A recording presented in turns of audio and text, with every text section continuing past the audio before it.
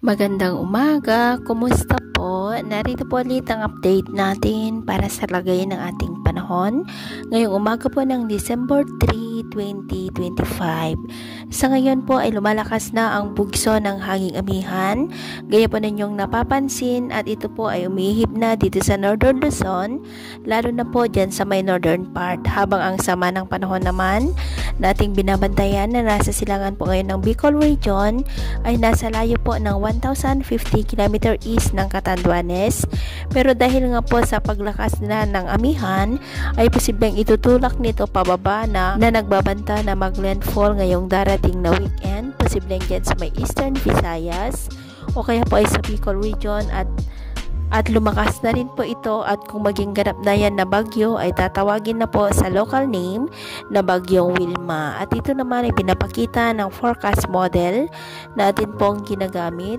hanggang po sa susunod na 2 linggo. At sa lagay po ng ating panahon ngayong madaling araw ay nakakaranas pa rin ng mga isolated rain sa ilang bahagi ng Cagayan, Zambales, Tarlac, Bataan, Metro Manila, Quezon, Batangas, ilang bahagi ng Bicol, Marinduque, Calapan, Northern Palawan, Aklan, Northern Samar, ilang bahagi ng Cebu at Sulu Archipelago.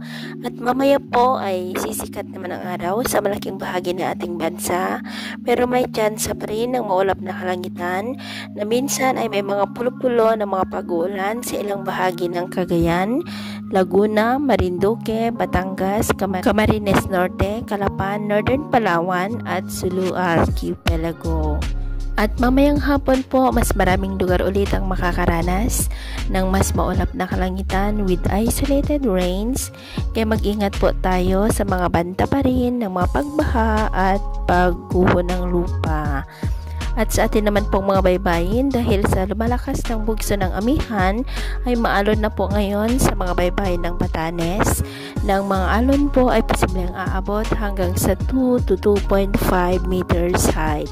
Kaya hanggat maaari po ay iwasan na muna natin ang papalaot dyan sa mga may kulay pula para po mas makaiwas sa mga sakunang pangkaragatan. So yun po lang latest update natin sa araw na ito. At ako po muli si James na nagsasabing sa kahit na pagsubok po na darating sa ating buhay, huwag na huwag po tayong mawawalan ng pag-asa. Thank you and God bless!